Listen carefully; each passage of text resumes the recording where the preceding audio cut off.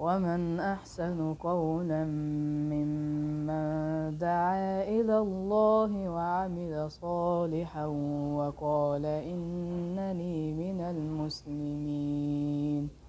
ولا تستوي الحسنة ولا السيئة ادفع بالتي هي أحسن فإذا الذي بينك وبينه عداوة كأنه ولي حميم.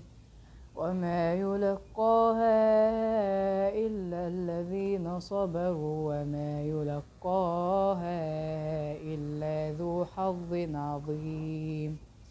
وإما ينزغنك من الشيطان نزغ فاستعذ بالله إنه هو السميع العليم.